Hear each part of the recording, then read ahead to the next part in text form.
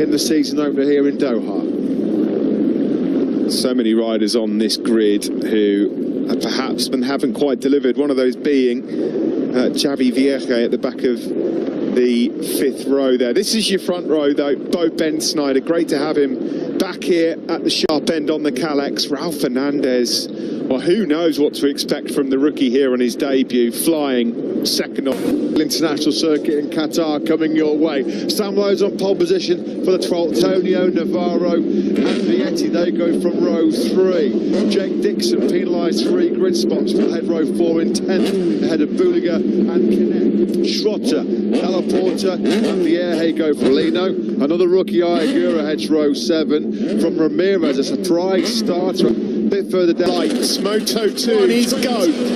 Good start there from Bedsnayder. Not such a great start from Sam Lowe's. Through comes Marco Bezzecchi as well, and surely Bezzecchi's going to take the lead from the second row. Snyder in second and Lowe's third. Brilliant launch by one Italian, Marco Bezzecchi. A shocker by Fabio Di Gianantonio. 2 or 3 big wheelies off the line from 7th on the grid. He's already lost quite a few places. Laps, he was wide through turn 2, so he's lost a bit of ground early on. Jake Dixon's made a good start from 10th on the grid. He's up into the top 6, but it's Bezzecchi that leads. Looked like Dixon as well there was picking up Joe Roberts. He was through turns 5 as well. Here we go, a move. The door was open. Sam Lowe's takes it straight through at turn 6 for Sam Lowe's then. So now he's got his eyes on the prize up ahead. Marco Bezzecchi, who leads this one. There is Ralph Fernandez, now still in contention. Now the question mark for Jake Dixon fans, of course, is that almost career-ending wrist injury. Something to do about 4 or 5 laps in a row this weekend. So this is an unknown territory for him. 20 laps of the Grand Prix. Joe Roberts retaliating there. Yeah, Remy Gardner getting a bit beaten up in the early laps here. Roberts going through on Gardner. Bedsnayder was a bit from Gardner though. Back on Roberts. It's nicely done as well by a rookie, Celestino Vietti, on Jorge Navarro through the right-handers. Vietti was excellent last night, a fantastic 9th place on the grid as Lowe's. Bezzecchi at the end of this opening lap in Moto 2. There is Sam Lowe's then trying to find a way through. Is he going to try and line up the slipstream? End of lap 1, it will be Bezzecchi who leads across the line from Lowe's, Bedsnayder, Fernandez and Jake Dixon. It really didn't take long for the cream to rise to the top here, did it, in Moto 2 2021. Bezzecchi, a daylight between themselves and Fernandez, who's going to pinch 3rd place from Bedsnayder with the slipstream. He does punch a pretty big hole in the air, doesn't he, Bedsnayder? He's well over 6 foot, one of the tallest men in this field. He's been in this championship for just years and years and years. It's incredible, isn't it? Now, who's this? It's Marcos Ramirez, and that's not the biggest surprise we've seen. He's a 10, that's very true. Sam Lowe's here. Will he go through? The door was open, but he thinks better of it at turn 6. Still, it's Bezzecchi who we're on board with now, looking back to Sam Lowe's, number 22, in 3rd, 25. Last night, he started 9th. He's currently holding station in 9th place as well, keeping some pretty illustrious company around him. Marcos Ramirez there, making the right call, I think. It's going to take these guys a couple of laps just to kind of work out which direction the wind's going. Where can we push? Where should we not push?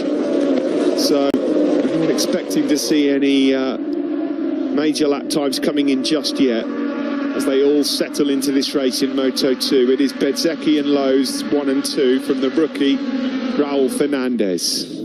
Di Gianantonio's regrouped pretty well from the wheelie game, so it's been a really strong recovery from the Italian there on the 21 bike, just tucked in behind Jake Dixon. Already MotoGP bound next year with the Gresini team, which is going to honour Fausto Gresini's memory by continuing MotoGP. Bezzecchi seems to be having more trouble containing Raul Fernandez at the moment, the number 25 rookie in 3rd place, unit of number 72. It's coming at it's coming at 9. Oh, it's going well wide there. Oh, you've got to be careful. Really now. Deep. He's right out on that dirty, dusty part of the circuit. Remy Gardner, you can see the sand being kicked up off his rear tyre. He just got out of shape. Nothing. Oh, he's way too heavy there. Fabio Di Gianantonio. He's going to lose 3 or 4 places. He's nearly in Bahrain, the Formula 1 race. Across the line we go then to complete the 4th lap and begin lap 5. 5. Sam Lowe's with an 0.8 of a second lead now over Raul Fernandez. Back-to-back high 159, Steve, from Lowe's. Another PB lap from the Brit. Race, I think those are really going to hurt Dixon with that injury he's still trying to recover from. Did not do the testing kilometres anything like those around him. So he's not been on a motorcycle for too long in 2021. It was a real arduous, long rehabilitation. Like we said, I mean, the doctor, when he went with the knife, I mean, that wrist was completely smashed to smithereens in that Valencia crash. They said it's... Although Jake Dixon is standing firm and just holds on for now, sorry, to 4th place. Sam Lowe's lost half a second on that last lap. He did a 2:00.293. He'd done a 59.8 and a 59.7 just before that. Raul Fernandez has gobbled him straight back up because Fernandez did a PB lap of 59. To see that Sam Lowe's has lost some time as Gian Antonio. Again, great battle with Bedsnayder. Really pleased to see two guys there, Steve, in that first time this year for the pair of them, and people keep saying, oh well, you know, let's see what they can do on the best motorcycle. Well, they're showing exactly it's all offline here, so you've got to make sure that your moves are inch perfect.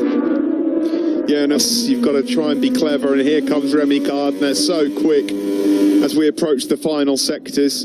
Yeah, and if you do botch the overtake and you do run wide, then it means you've got to try and recover the time. That means you're going to have to... She's got to try and get the drive here out of turn 16, and that's nice. And they're side by side there. Ooh, that was really close. Now into the slipstream. Bedsnayder at least knows he's there, that's for sure.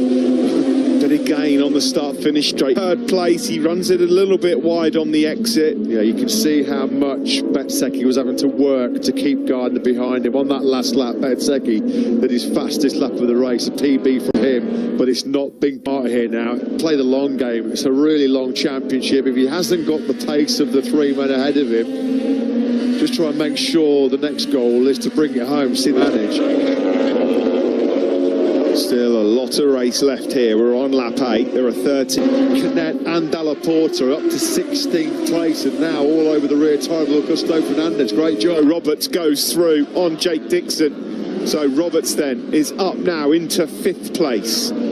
That little bit of lack of race experience on the Calex chassis seems to be hurting Bo Bedsnayder at the moment. He's just been picked off by Jorge Navarro, who himself got in the 59s on that last lap. So Navarro up into 8th spot.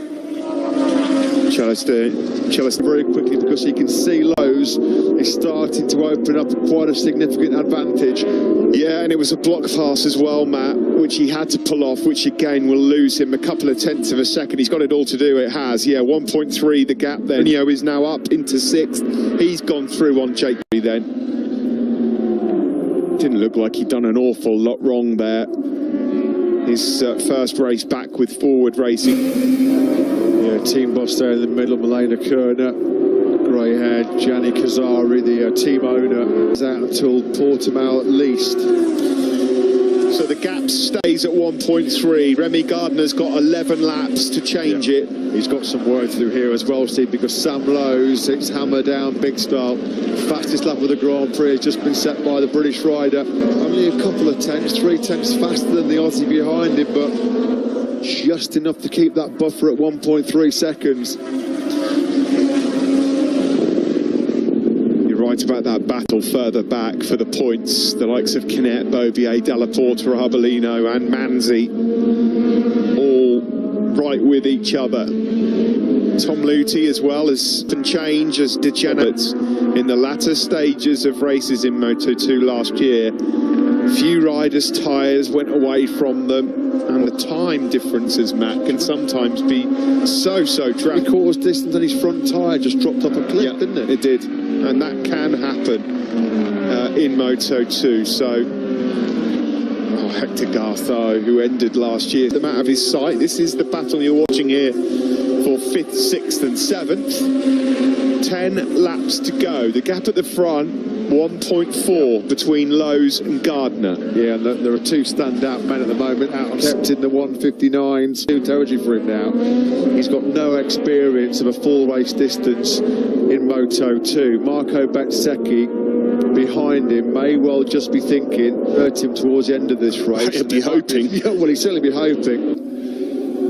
Turn 2 for the race leader, Sam Lowes. Safely negotiated this time around, thankfully. He didn't make it this far round and he won. Well, the back end of last year, before the big crash that pretty much ended his chances of winning the championship, each time he laps this 5.3 kilometre circuit in Qatar.